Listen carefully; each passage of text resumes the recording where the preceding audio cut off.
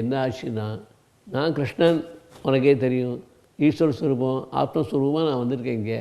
நான் தான் கீதை சொல்லிட்டு உட்காந்துருக்கேன். ஏன் என் தலைவிதி.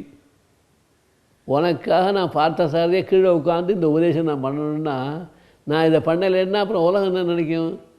சாரதியாக கீழே உட்காந்துருந்து இவ்வளோ படுக்கிறானுன்னாக்கா, நான் மேலே ஏறி கீழே உட்காந்துன்னு என்ன ஆகும்? என் தர்மமே போயிடும்.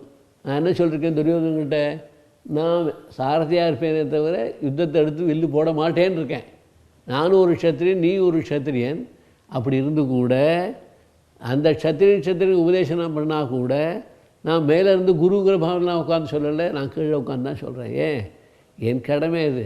எல்லாம் ஆத்மஸ்வரூபமாக ஆத்மனிஷ்டையில் உட்காந்து பிரம்மஸ்வரூபத்தில் உட்காந்துருக்க வராங்களாம்.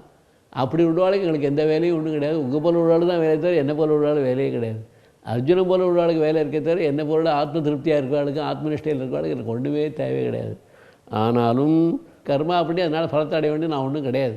எல்லா பலத்தையும் எல்லா கர்மாவும் பண்ணி பலத்தை அனுபவித்து நிம்மதியாக ஆத்மானந்தமாக இருந்தாலும் உங்களுக்கெல்லாம் கூட ஆனந்தம் கொடுக்குறோம்.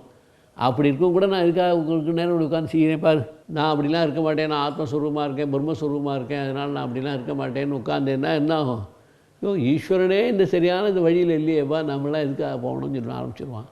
அதனால் ஈஸ்வரனாக இருந்தாலும் கூட நான் உங்களுக்கு அவதாரம் எடுத்ததுனால எந்தெந்த வழியெல்லாம் இருக்கணுமோ, எந்தெந்த முறையில் இருக்கணுமோ இதெல்லாம் நான் நடத்தி காட்டினா தான் நீங்களும் இருக்கலாமே தவிர நானே நடத்தி காட்டலைன்னா இன்னும் பகவானே பண்ணலையா, நாம் இதுக்கு உபதேசத்தை கேட்டுருப்பான்னு சொல்லிடுவோம்.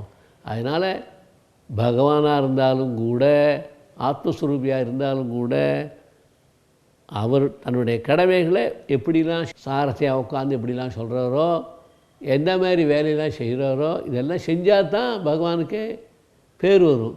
இப்படிப்பட்ட பெரிய பகவானே செஞ்சுட்டார்பா, நாம் செய்யா இருக்கலாமா என்ன அப்படின்னு சொல்லி நம்மளும் செய்து தூண்டு விடும்.